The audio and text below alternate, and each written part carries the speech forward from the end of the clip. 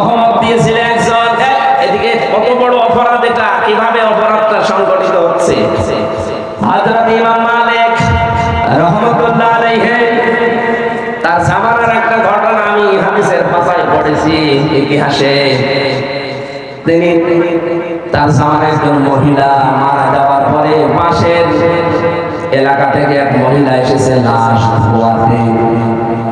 ধোয়াতে ধোয়াতে হঠাৎ করে রানের উপরে হাত দিয়েছে আটকিয়ে যাওয়ার পরে চিন্তা করছে হাত তো খোলে না, কয়েক ঘন্টা পার হয়ে যাচ্ছে। এলাকার যে মসজিদের ইমাম ছিল তাকে বলছে আপনি কি করবেন দেখেন। তিনি বলছে এক কাজ করেন, হাত যেহেতু আটকে গেছে এই হাতের যে জায়গাটুকু মাংস আছে এই মাংসটাকে ফেলে দেন। যার বউ মারা গেছে সে চিল্লিয়ে উঠেছে কি আমার বউ মারা গেছে, মরা মানুষের গা থেকে শরীর থেকে আপনারা এই গোশত কাটবেন, আমি হতে দেব না, দরকার এই মহিলার হাত কেটে বাদ দিয়ে দেন। এখন এই মহিলার স্বামী আর ছেলে বলছে না আমার মেয়ে আমার বউ ভালো মানুষ, আমার মা ভালো মানুষ, আমরা এসেছি উপকার করার জন্য, এখন আপনারা তারই হাত কেটে দেবেন, জীবিত হাত কাটতে দেব না। কয়েক ঘন্টা হয়ে যাচ্ছে, মহিলা প্রসাব পায়খানা যাবে, কিছু হয় না, কি করি হাত তো ছড়ে না। শেষ পর্যন্ত ওই দেশের প্রধান কাজী যিনি বিচারপতি ছিল মদিনায় থাকতেন ইমাম মালিক, ঘোড়ায় চড়ে তাকে নিয়ে আসা হচ্ছে। ইমাম মালিক আসার পরে ডাক দিয়ে বললেন মহিলা সত্যি করে বলো কি হয়েছে। প্রথমে মেয়েটি বলছে আমি কিচ্ছু জানি না, শুধু লাশ ধোয়াতে ধোয়াতে হাত লেগে গেছে আর চলে না। ইমাম মালিক বলে দেখো আমার কাছে কিন্তু কোরআন হাদিসের ভান্ডার আছে, আমি ধরে ফেলবো, সত্যি করে বলো কি করেছিলে। মেয়েটা বলে ইমাম সাহেব আমার তেমন কিছু মনে পড়ছে না, তবে একটা কথা আমার মনে হচ্ছে আমি লাশ ধোয়ানোর সময় একটা খারাপ মন্তব্য এই মহিলার উপরে নিক্ষেপ করেছিলাম। তুমি তো উপরে ফিটফাট ভালো, ভেতরে তোমার সদরঘাট, তোমার চরিত্র ঠিক নেই। আমি একদিন একটা ছেলে পুরুষের সাথে তোমাকে গাড়িতে করে যেতে দেখেছিলাম, অথচ পরবর্তীতে আমি খোঁজ নিয়ে জেনেছি যে ওই ছেলেটা তার ভাইয়ের ছেলে।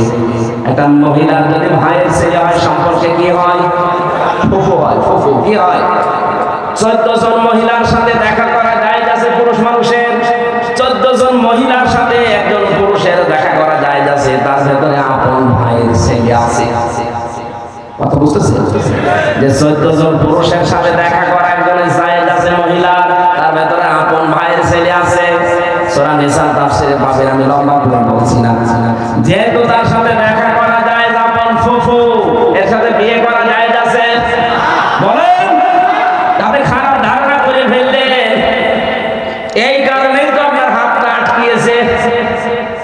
খারাপ ধারণা যদি কোনো নেককার কোন মহিলার উপরে কেউ যদি আন্দাজে কোন ধারণা করে জেনার তহমত দেয়, তাহলে কোরআন জানিয়েছে তাকে 80টা বেত মারা লাগবে।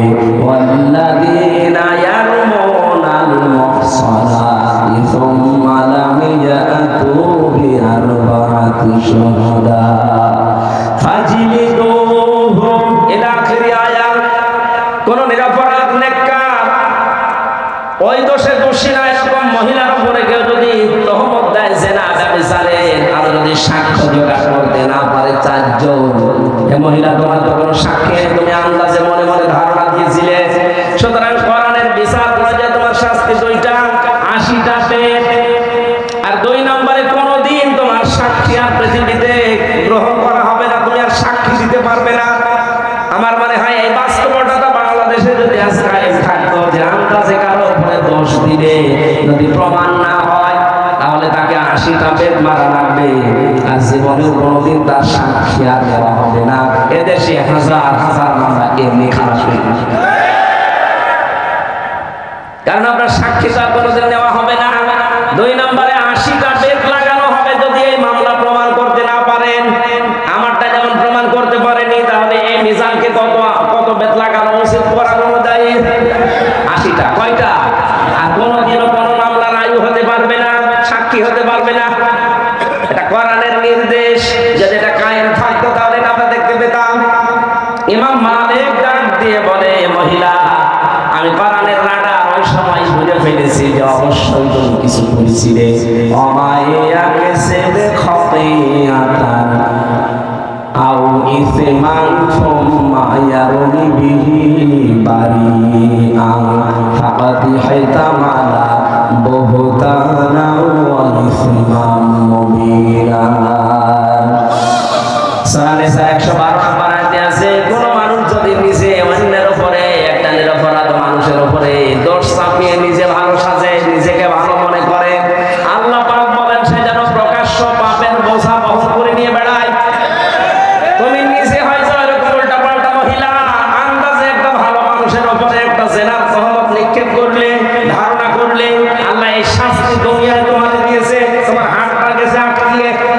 আমার মনে হয় এরকম শাস্তি যদি বাংলাদেশে একটা কোনো জেলায় হতো যে হাত আটকিয়ে যাচ্ছে দোষ দিলে, তাহলে এদেশেই তো বন্ধ হয়ে যেত। ইমাম মালিক বলেন আমার কাছে কোরআন হাদিসের রাডার ছিল, মান সালিমাল মুসলিমুনা মিন লিসানিহি ওয়া ইয়াদিহি। মুসলমান তো ওই মহিলাকে, ওই পুরুষকে বলা হয় যার হাতের দ্বারা মুখের দ্বারা অন্য মুসলমান শান্তি পায়। এটা তো একটা মুসলিম মহিলা, তার লাশ ধোয়াতে ছিলেন, হঠাৎ কেন মুখ দিয়ে এই ধারণাটা বের করলেন? হাত দ্বারা যখন এই ধারণাটা করছিলে ধোয়ানোর সময়, আল্লাহ তোমার হাত এই কারণে আটকিয়েছে। এখানে হাত মানে শুধু এই হাত না, মুখ মানে শুধু এই মুখ না। পৃথিবীতে ক্ষমতার হাত আছে, টাকা পয়সার হাত আছে, প্রভাব প্রতিপত্তির হাত আছে। কোন হাতের দ্বারা, কোন মুখের দ্বারা অন্য কোন মুসলমান যেন অশান্তিতে না থাকে, ঝামেলায় না পড়ে। যদি পড়ে তাহলে তুমি আর নবীর উম্মত না, মুসলমান না। ইমাম মালিক বললেন সাক্ষী যেহেতু নেই, মনে মনে ধারণা করেছিলে। কোরআনের সূরা নিসা 6 নম্বর আয়াত অনুযায়ী 4 নম্বর আয়াত অনুযায়ী আমি দুইটা শাস্তির প্রথমটা তোমার এখন দেব। 80টা বেত মারা হবে। পর্দার আড়াল থেকে জল্লাদকে বললেন ওর পিঠে বেত লাগাও। 79টা হয়ে গেছে। ইমাম মালিক রাহমাতুল্লাহ আলাইহি ডাক দিয়ে বললেন কাজী সাহেব খবর কি? বলে না, জল্লাদ বলছে এখনো পর্যন্ত হাত ছড়ে না। ইমাম মালিক বললেন আমি সূরা নিসার উপরে, সূরা নূরের উপরে 100 বার বিশ্বাস করি আল্লাহর কোরআন, কোনদিন আমার আল্লাহ এটা মিথ্যা প্রমাণ করবে না। বাকি আছে কয়টা? বলে একটা চাবুক বাকি আছে। বিসমিল্লাহ বলে এবার আরম্ভ করো। বিসমিল্লাহ বলে যখন 80 নাম্বারটা মেরেছে, চট করে হাত খুলে গেছে।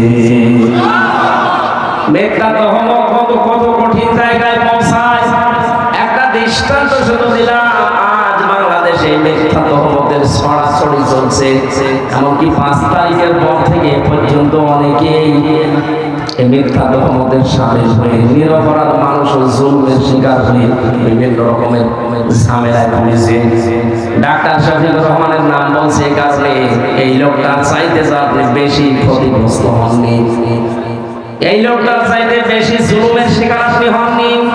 তার ছেলে জেলখানায়, তার বউ অসুস্থ, তার দলের লোক সব পালাচ্ছে, কেউ জেলখানায়। এত বড় কঠিন পরিস্থিতি এই 15.5 বছর সে লোকটা পার করেছে। এরপরে 5 তারিখের পরেই কেমন আল্লাহ দাঁড়াতে দেখিয়েছে যে আমি সবাইকে আমার দলের পক্ষ থেকে আল্লাহর জন্য মাফ করে দিলাম। ভিকটিম যারা আছে তারা যদি কিছু করে আমি সাহায্য করব, কিন্তু আমাদের দলীয় ভাবে আমার নিজের পক্ষ থেকে আমি আল্লাহর জন্য সবাই 15.5 বছরের অপরাধ মাফ করে দিলাম। ওই অন্য কেউ তো বাংলাদেশে কথা বলতে পারেনি। কথা বলে না কেন? কেউ বলতে পেরেছে কথাটা? কত বড় মন হলে কথা বলা যায়, নিজে ভিকটিম হওয়ার পরে। আমার পর্যন্ত এখনো উদারতা আসেনি। আমার মন বলে ওদেরকে যদি পেতাম, যা যা দিয়েছে আমার আমি তাই দিতাম। কিন্তু উনি আল্লাহ এমন ভাবে ওনারে বানিয়েছে, আল্লাহ রাব্বুল আলামিন মনে হচ্ছে একবার হাতে ধরে দেখিয়েছে। যারা বহদান যারা এখন পর্যন্ত আছেন, মেয়েদের ভেতরে অভ্যাসটা এখনো জারি আছে। মা বোনেরা থামবেন, আন্দাজে কারোর উপরে দোষ চাপিয়ে দেবেন না। এরকম যদি কারো হাত আটকে যায়, সেদিন কিন্তু বুঝবে তামাম দুনিয়ায় আপনাদের নিয়ে ওয়াজ হবে। কথা বলেন ঠিক কিনা? আল্লাহ আমাদের হেফাজত করুন। ভেতরে আমার অনেক ঘেমে যাচ্ছে, আর অবস্থা তো ভালো না। তখন বৃষ্টি নেমে যায়, আমরা শেষ করে দিচ্ছি। রাতের বেলা আসে, এই পাশেই মাহফিল আছে। আল্লাহুম্মা আমিন। লা ইলাহা ইল্লা আনতা সুবহানাকা ইন্নী কুনতু মিনাজ জালিমিন। আল্লাহ তাআলা চুরি, জিনা, মানুষ হত্যা করা আর বহতান এই সম্পর্কে যতটুকু কথা শুনলাম আমাদেরকে মেনে চলার তৌফিক দাও।